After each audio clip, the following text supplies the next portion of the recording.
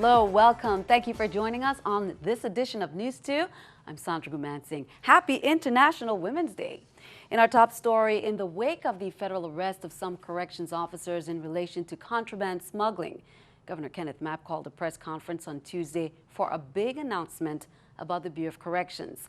More than 100 prisoners transferred to mainland prisons. News 2's April Knight has that story.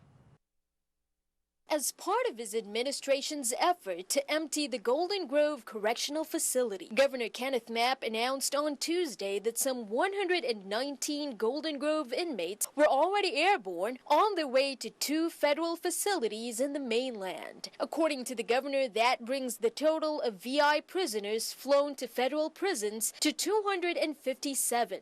We are committed to professionalizing the institution and the movement of and continued movement of prisoners and convicted felons out of the territory is the mantra of this administration. Now only 52 convicted persons remain at Golden Grove, plus 167 who are still awaiting trial. Governor Mapp said it's costing the territory $150 a day plus medical expenses to house a single inmate within the territory. In contrast, the VI will pay $82 per prisoner in one of the mainland facilities and $67 in the other. But at the end of the day, housing a detainee at a cost of $150 a day at the Bureau of Corrections and waiting as long as 7 years and 7 months for trial is totally unacceptable. The governor said he is aware of concerns by families regarding visitations, and he said there will be an option for a video visitation in the future. But at the end of the day, we're talking about persons who have been convicted,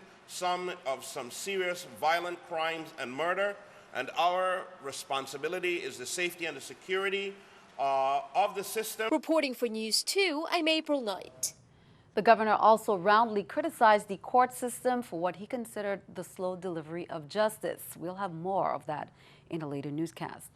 44-year-old Jimmy Navarro was arrested and charged with false imprisonment, domestic violence, in connection with an incident that occurred Sunday, March 7th at 9:03 a.m. According to that report, the complainant stated that Navarro, her son, had locked her grandson inside the residence against his will. Upon arrival to the scene, officers were able to speak with Jimmy Navarro through the eastern window of the residence. Moments later, Navarro released his 15-year-old son and surrendered to the officers without incident. Jimmy Navarro was placed under arrest and charged with false imprisonment without bail under the domestic violence law and was turned over to the Bureau of Corrections. Yesterday, we reported on the Attorney General's office revoking certain privileges of delinquent parents who are behind on their child support obligations. AG Claude Walker lays out in detail how exactly these parents landed themselves in penalty and why he thinks the department should not have had to resort to these measures at all. News 2's April Knight has more.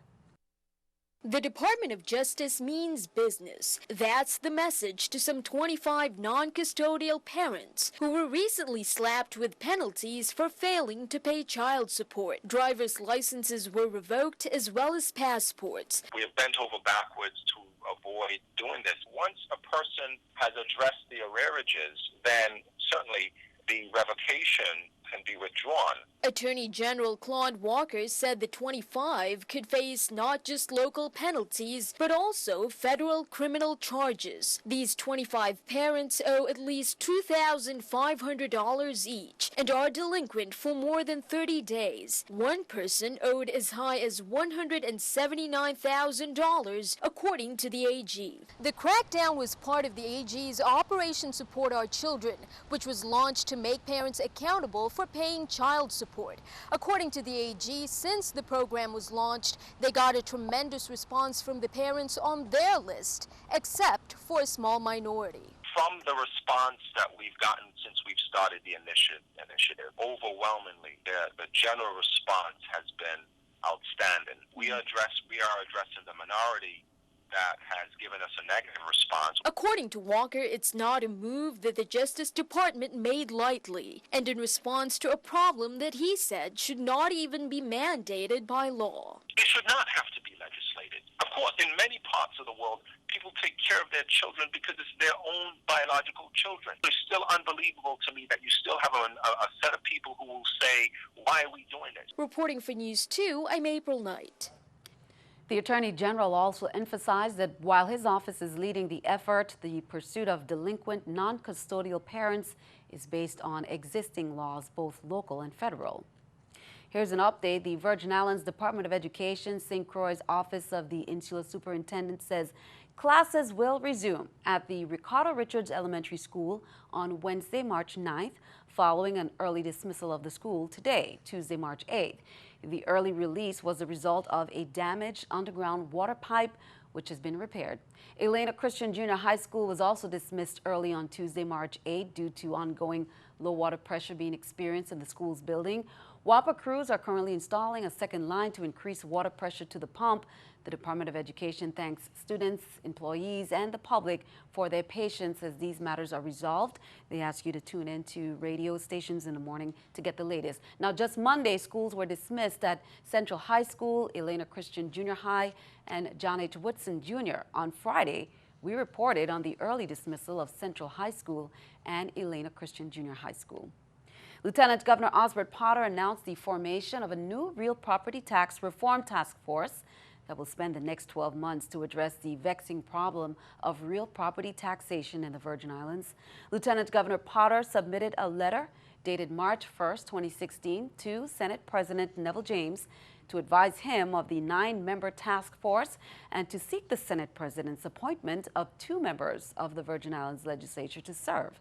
Potter said in response to territory-wide concerns about rising property taxes since the 2013 revaluation performed at fair market value levels and the impact of increasing property assessments, he has pledged to develop solutions. Innovative announces some scheduled maintenance upgrades that may lead to service interruptions commencing on March 9th on the island of St. Croix. Due to the Virgin Islands Department of Public Works plan to resurface a portion of the Midland Road, Innovative will be rerouting its traffic in order to minimize the disruption of service to the public. This will take place during normal maintenance windows on March 9th and March 10th from 1 a.m. to 5 a.m. During this activity, customers may experience minimal to no disruption of service. Once Innovative reroutes the traffic, Innovative technicians will be splicing a new fiber in order to bypass the section of road that will be resurfaced by Public Works. During this phase, customers served out of the following nodes in Montbijou will be affected: nodes 1, 28, 29, 30, 31, 32, 33, and 39. This covers Carambola Golf Club, Cobal, Upper Love, Pleasant, Grove, Lorraine Village, Hard Labor, Tortola, Montpelier West, Two Friends, and Springfield. The areas will experience disruption to their video, voice, and internet connectivity. It is anticipated that the interruption will be limited to 30 minutes in any given area. This work is planned to start at 7 a.m. on Thursday, March 10th and Friday, March 11th. WAPA has scheduled a service interruption to a small section of Feeder 10B on Wednesday, March 9th from 9:30 a.m. to 2 p.m. Customers in the Green Key and Frenchman's Bay areas will be affected while crews safely replace a rotten pole and replace all electrical cables and equipment. Motorists in the area are advised to use extreme caution and to observe traffic directions for the safety of the crews and the public. Well, consistent with the presidential proclamation with respect to the flag of the United States, Governor Kenneth Mapp has ordered that Virgin Islands flags be lowered to half-staff as a show of respect for former First Lady Nancy Reagan, who died Sunday. The flags of the United States and the U.S. Virgin Islands are displayed at federal and local government buildings and facilities throughout the territory. The President's proclamation and Governor's order require that half-staff flag display until sunset on the day of Mrs. Reagan's interment. Turn attention overseas. Michigan and Mississippi hold primaries Tuesday, and presidential candidates on both sides of the aisle are scrambling for every vote. Michigan is the big prize with 147 Democratic delegates and 59 Republican ones. Mississippi, meanwhile, offers 41 delegates to Democrats and 40 to the GOP. Hawaii and Idaho are holding nominating contests for Republicans only, a caucus in Hawaii and a primary in Idaho. Kim Hutchison takes a look at the state of the race on what's being called Super Tuesday 2. Only 4 states hold nominating contests Tuesday, but in the tight 2016 race, every vote counts. Both Democratic contenders campaigned in delegate-rich Michigan Monday and appeared at a Fox News town hall. Bernie Sanders, who took heat for saying white people don't know what it's like to be poor, did damage control. What I meant by that is that in African American communities, you have people who are living in desperation, often being abused by white police officers. But I know about white poverty. It exists in my state. It exists all over this country. While Hillary Clinton tried to put questions about her emails to rest. I've asked, and I echo Colin Powell on this, release it. And once the American people see it, they will know how absurd this is. Republican candidates campaigned in Michigan, but also down south, where Senator Ted Cruz won the endorsement of Mississippi's Governor Phil Bryant. Marco Rubio was in Florida, his home state, which holds its primary March 15th. But a new poll found him trailing frontrunner Donald Trump by 8 points there. As reports emerged that staff were privately urging Rubio to drop out, his communications director came on CNN to say, no way. Look, Marco was fired. Definitively, there is no way. Not only is he not getting out of the race before Florida, he's not getting out of the race after Florida. I'm Kim Hutcherson reporting. Keeping our eye on the economy, let's take a look at the New York Stock Exchange with our Stock Market Watch. As we take a look at the numbers there, we can see everything's down. The Dow 109, NASDAQ 59, S&P 500 down at 22. Coming up on News 2, International Women's Day was recognized today. More on the worldwide recognition and how some local organizations are celebrating. Meanwhile, she was a well-known educator who worked in the Department of Education for 45 years. Niski Elementary School was renamed in her honor in our VI History Month quiz. Who is it? The answer coming up next.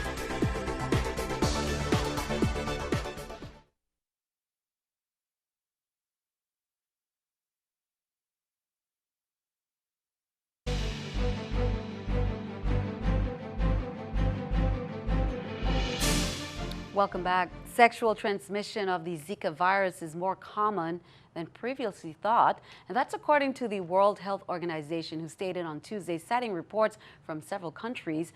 After a meeting of its emergency committee on Tuesday, the UN Health Agency also said there is increasing evidence that a spike in disturbing birth defects and neurological problems are caused by Zika, which is mostly spread by mosquito bites. When they declared the explosive outbreak in the Americas to be a global emergency last month, it said that the evidence that Zika was responsible was only circumstantial.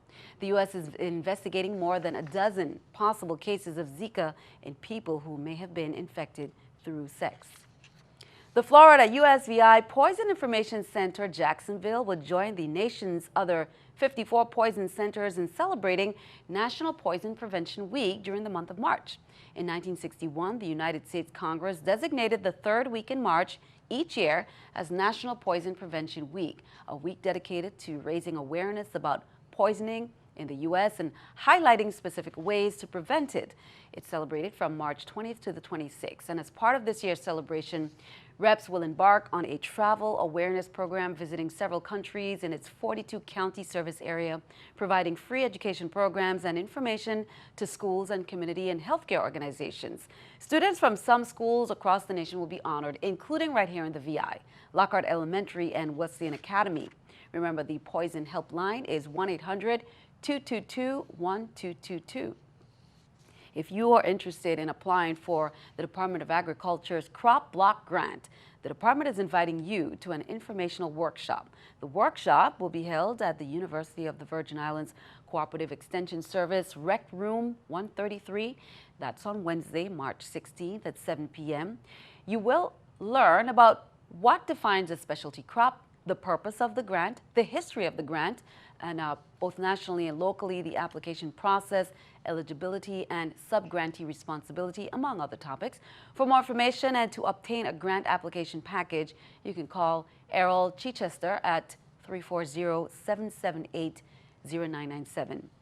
United Way of the Virgin Islands is launching a territory-wide campaign that, according to its president, Vinod Dadlani, will provide greater opportunities for partnership and volunteerism. According to Dadlani, the initiative will inform other nonprofits of grant opportunities, but will also draw support for United Way's own focuses, including health and education. Dadlani says whatever funds are raised locally will stay in the territory.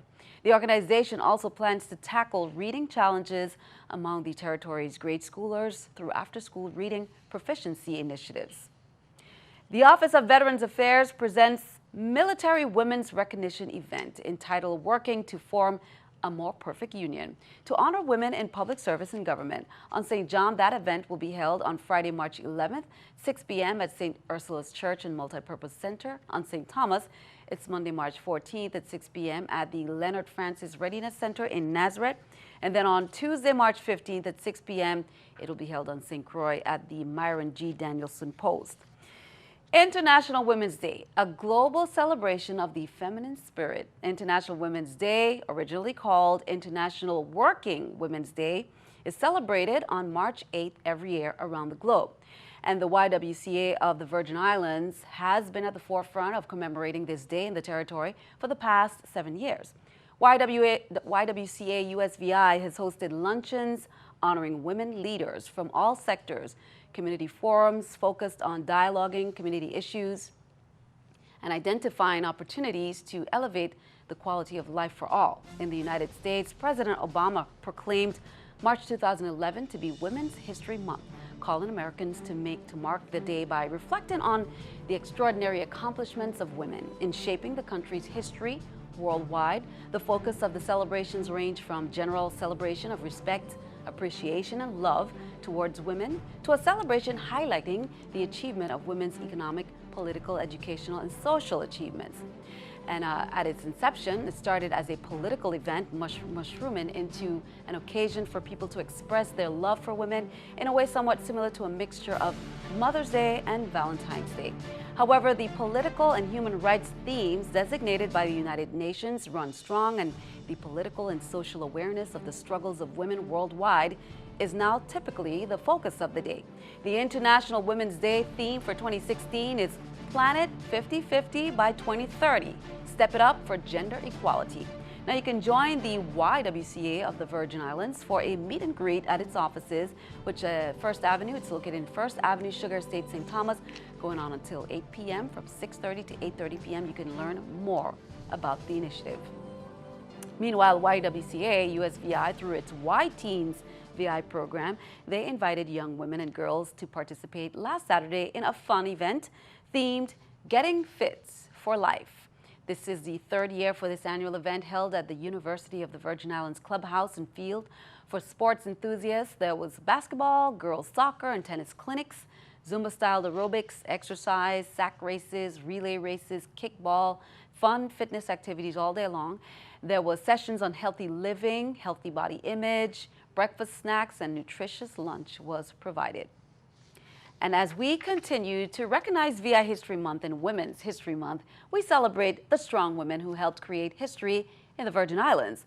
Ala F. Mullah was a well-known educator who worked in the Department of Education for 45 years. She is remembered as an excellent teacher and administrator and was active in civic organizations as well as her church. She was a pillar of the education system during her time. The Ala Mullah Elementary School in St. Thomas was aptly named in her honor. It was the Niski Elementary School. Ala F. Mullah sadly passed away in May of 2013 at the age of 97. Well, the Ala F. Mullah Elementary School chapter of Fathers are role models. That organization, they held a recent movie night. They brought an estimated 150 parents and children to Emancipation Garden on February 27th to enjoy a family-friendly movie under the stars. Attendees viewed Pixar's The Good Dinosaur on the big screen while enjoying complimentary popcorn, hot dogs, and hamburgers. The success of the first-time endeavor was a result of the dedication of 17 fathers who make up Ala F. Mullah's Farm chapter, which stems from a partnership between the Department of Education and the Department of Sports, Parks, and Recreation. The program is founded on research that indicates students perform better when their fathers are involved in school-related activities. Congrats to all the dads. Making delicious cocktails for those who are truly talented, it is an art form. Friday night, the Diageo Visitor Center in St. Croix was home for the annual Iron Bartender Competition, sponsored by Mid-Isle Rotary of St. Croix. 6 of the island's best mixologists put their talents to the test. In the final round, Patrick Kralik and Frank Robinson are given 5 minutes to create the winning cocktail using local ingredients and whatever they choose from the supply table. The competition was tight. Both contestants created tasty cocktails, much to the delight of the judges. Once the scoring was tabulated, Frank Robinson won that crown and a trip to New Orleans for the Bartenders Convention. It was really a challenge. The first set we got was papaya, lime, and tomato. Then we got kiwi, tamarind, chili, mango, and citrus. A couple different things spoke to me, and I just ran with it. I was very nervous coming into this, and right up until the very last minute, I was very anxious, but I'm thankful that I was able to win today, and hey, I get to go to New Orleans, baby.